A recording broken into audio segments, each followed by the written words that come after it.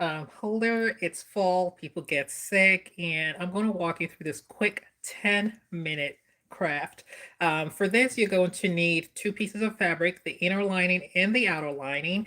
The outer lining is going to be approximately 7 and 3/4 by 5 and 3/4. So that's 7.75 and by 5.75. For the inner lining, you're going to need a piece of fabric that's 6.5 by 5.75.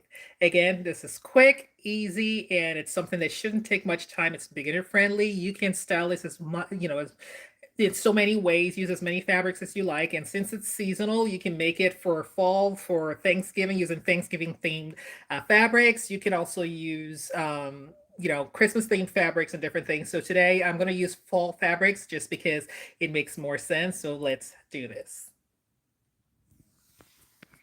So I should have mentioned you'll also need an iron. I'm going to go ahead and put this right now on here so that it's on the stand.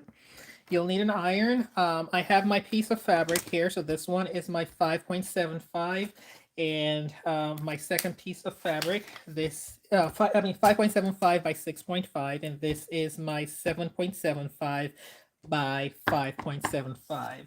So you'll still need this.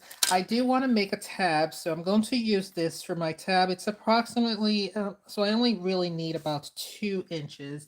So I'll actually, let's see. Yeah, so I'm going to make this tab about 2 inches by 1 inch. And I'm going to go ahead, once I cut this, I'll, fold it because I want to be able to hang it on my purse. So this is 2 by 1 or 1 by 2. I'm going to iron it, fold it in half.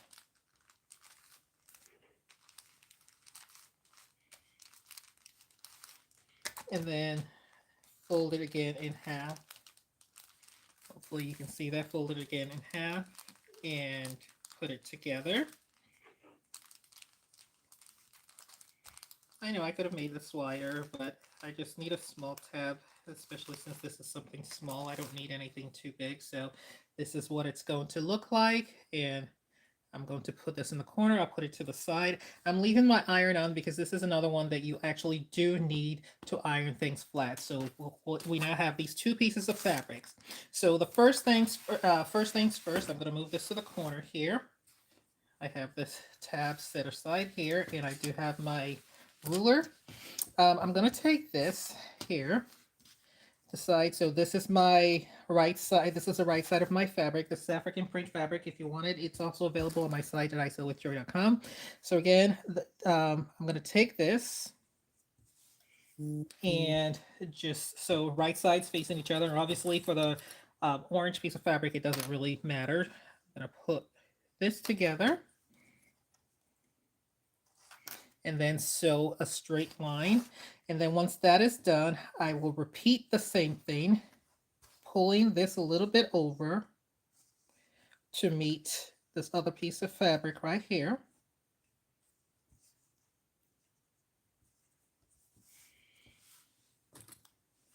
Oopsie. And I'm going to sew this down as well.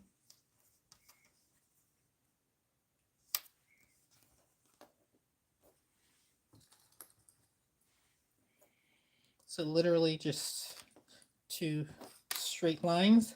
And yes, I know the other piece is bigger. Work with me. It'll all make sense shortly. Okay. So I'm going to go to my sewing machine. I'll move this ironing board a little bit over so that it's not in the way.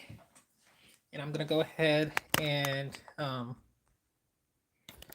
stitch this together.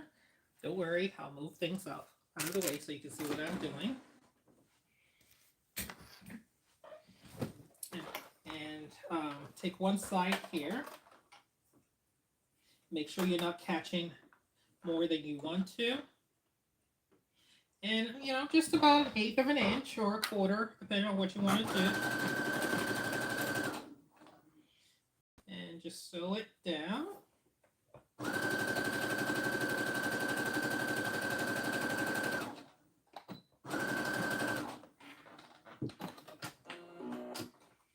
So this is done. I'm going to use my Pinkin shears to take this out, but I'm going to do this other side first because I do need my iron again shortly. So I'll do this other side so that once I'm done here, I can iron this. Again, 10-minute craft. You can use so many different pieces of fabric. It's a great fabric scrap buster.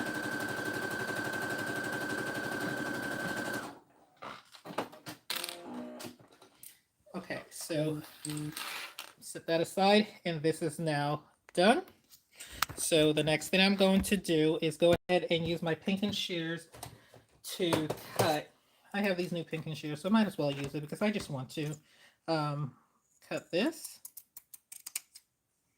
just to give it a little bit of a fun edge right there. And I'll do the same thing on this other side and take off this excess thread here.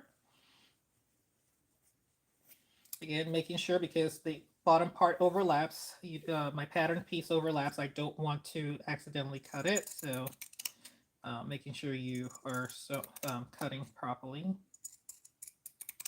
These, if you're interested, these are scalloped Pinkin shears and they're fabulous. I love it. If you're making fabric letters, that's actually the best thing to use for it because it makes it come out really crisp. So now I'm going to get my ironing board again because I do need it again to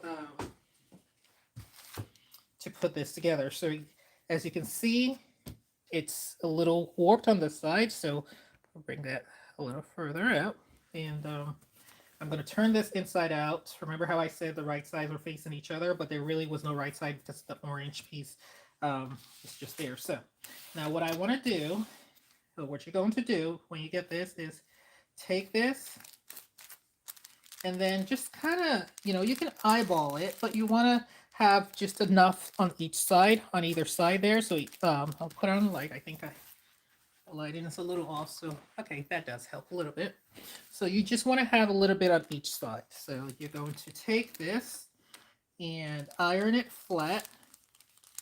And these make really cute gifts. You can make a whole bunch of it. If you sell at craft fairs, this is the perfect one to have to also sell because it's easy. It takes no time at all to put it together. And, you can make a whole bunch and sell them and make some money or use it as a fundraiser for people in need. So, all right, so now I have the edges. So what I'm going to do is I'll take both edges and fold it. And the reason I'm doing that is just to identify my center placement. So I'm going to take that. Now I have the center place here. And then I'm going to put this just a little. So I have the center, just a smidget over the center. Again, I was trying to identify my center, but I'm going to put this just a smidget over. And then I will take my clips for this side.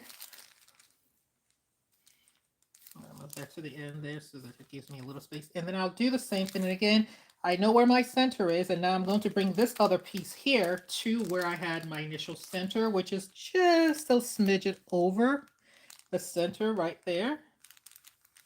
And I will iron that flat. So again, it's just an overlapping piece. I have my center here, brought this a little over, and now I'm bringing this to where my center was. And then the next thing I'm going to do before I put my this in, I want to put my tab. So I'm going to take this tab and I'm going to just fold it in half since I've already ironed it, fold it in half. And I'm going to tuck it in on one side here. I actually do have a tab that I sewed earlier, something else, so maybe I want to use that. No, I didn't like the color, so I'll use what I already have. I'll use this here, which is orange. I'm going to just tuck it in there. It's about a ½ an inch from the edge, and that's just so I have it to hold down when I'm ready. And then next I'm going to sew a straight line down both sides there. So just sew a straight line which takes no time at all. Again, this is a 10-minute craft idea. So take this off. If you want to zigzag, you have that option as well.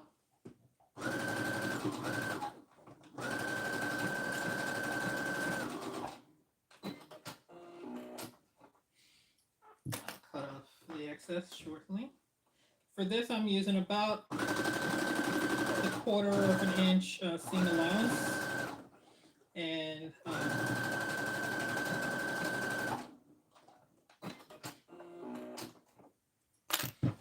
okay, so we have this, but wait, we're not done, because I do want this to be a little squared. I mean, obviously, if you want to make it simple, you can, but hey, if you're going to sell this or give it as a gift, you want to add a little bit of pizzazz to it. So this is what I'm going to do. I'm going to take each corner and just go approximately a 1/4 of an inch down and mark it. So I want a marker that I can actually see, so I'm going to use that, and I'll do it on all 4 corners. So let me just see that there. That's where my finger is, and I will mark that,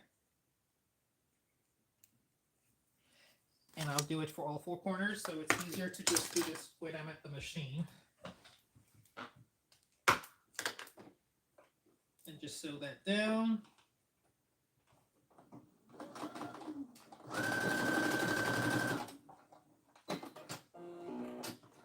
I'm going to repeat the same thing along on this corner here. Just opening the tab, the seam a little bit, and that's about a 1/4. I'm using my fingernail to mark it. This is a very forgiving project, so don't feel like, once you get the measurements, it's fine.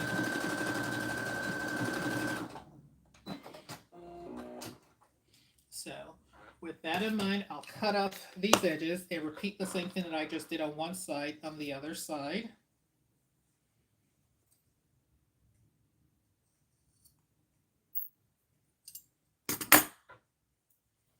So I'm going to square this, open the seam a little bit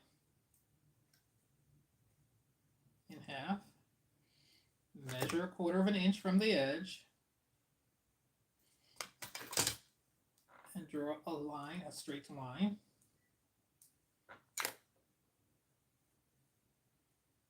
And then go ahead and sew it flat.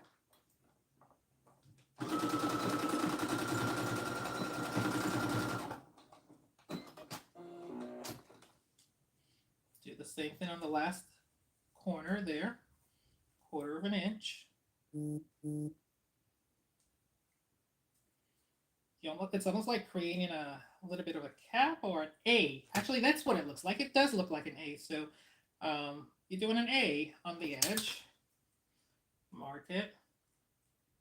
Mark it with a B, but only this time you're marking it with an A.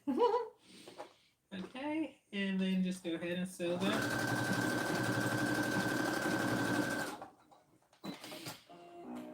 And you are done. So for this, we'll take off the excess pieces here on the corners. And then I'm going to go ahead and use my snips, which allows me to cut this a little cleanly or better. And so it gives you, that's what I mean, like it makes it a little boxy. It gives you a little bit of an edge, which makes it look like, you have, hello, hi everyone. Makes it look like you actually have a bit of a square thing. And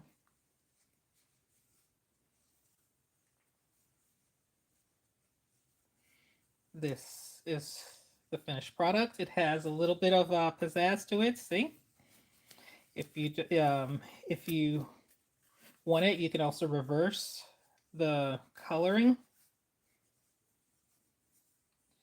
and adds that. So I'm gonna get a pack of tissue to put in there, and then you can see the finished product. which of course I forgot to get ahead of time. So be right back.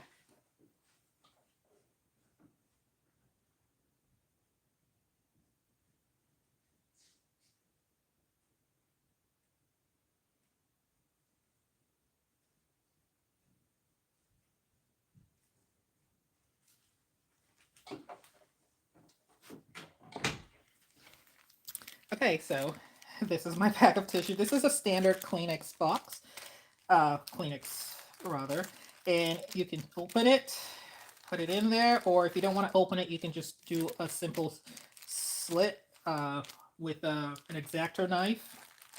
But this is the perfect size. It fits the tissue pack. And that's it. You can hang this as a back charm on your pocketbook or anything like that, and it makes it easily accessible, quick, easy, a great gift to give to loved ones, and they'd appreciate it. You know, use different color fabrics and different things just to make it a little more fun for everyone. All right, I hope you've enjoyed this video. If you're not already doing so, yes, okay, so the mini iron, thank you for that question. It is from Amazon. I do have it linked on my Amazon storefront. So if you're interested, it's not, I think it's like 16 bucks, or that's what it was when I purchased it. And as for the ironing board, I created that just using wood, a piece of plywood, and I added aluminum. That's why you hear that sound there, for the heat, so that when I'm ironing on there, it doesn't create a problem on the wood.